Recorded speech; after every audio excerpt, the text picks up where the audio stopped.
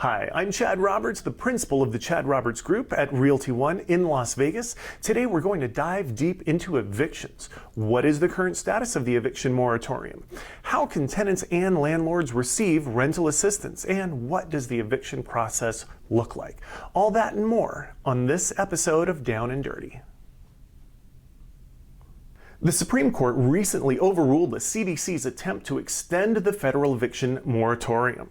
Previously, all eviction proceedings were paused or stayed. As of this month, there is no longer an eviction moratorium, and evictions can be served and processed. An estimated 35,000 renter households in Nevada are at risk of being evicted, according to a Zillow analysis. So what does the eviction process look like? Well, all evictions must begin with a notice, and there are several types of notices. If you're a landlord, you will have to choose one that applies to your specific situation. You can see the different options for notices by going to the Las Vegas Constable's website or hiring a licensed eviction process server. For many landlords, the typical notice is a 7-day notice. It's worth noting that this process is very different for squatters, who are people who have never had your permission to be in the property. That's a whole other fascinating topic, so be sure to subscribe for our future video on that.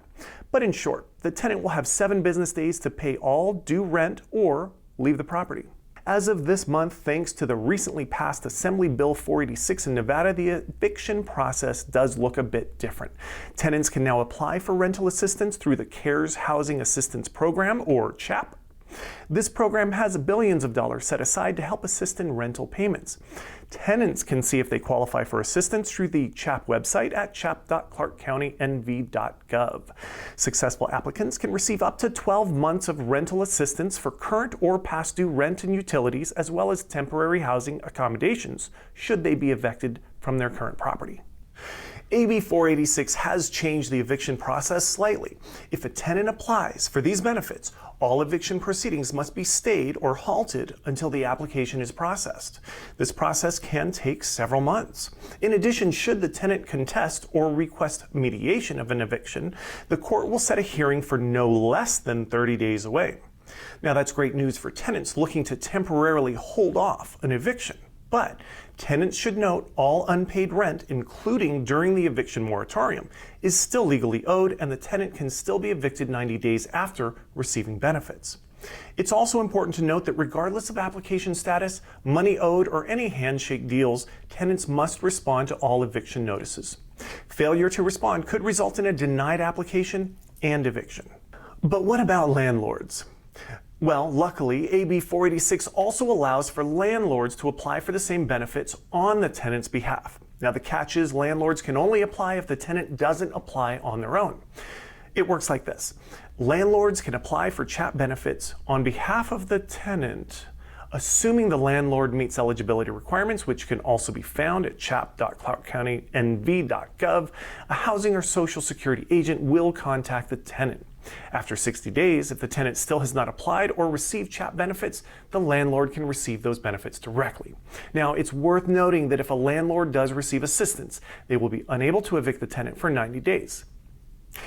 Having said all that, there are plenty of reasons for evictions that are not related to the non-payment of rent. For those scenarios, you'll want to look for a local licensed eviction process server.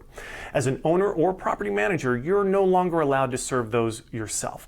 Some of these businesses are full-service shops that will handle things like the notice, court filing, court appearance, inspection, even handyman services after vacancy. To summarize, while the court is once again processing evictions, the newly passed AB 486 can delay the process for months. Luckily, there are programs such as CHAP available that could help avoid the eviction process altogether. Where CHAP doesn't apply, there are eviction services that will handle the complicated process for you. I hope this information has been helpful. What would you like to have us discuss on the next episode of Down and Dirty? Let us know by commenting below. And don't forget to subscribe to receive the latest real estate tips, tricks, and updates. I'm Chad Roberts, principal of the Chad Roberts Group at Realty ONE. I am a phenomenal realtor, but I'm only a realtor. If you need tax or legal advice, please contact those types of professionals. If you have questions about buying, selling, or real estate in general, give me a call.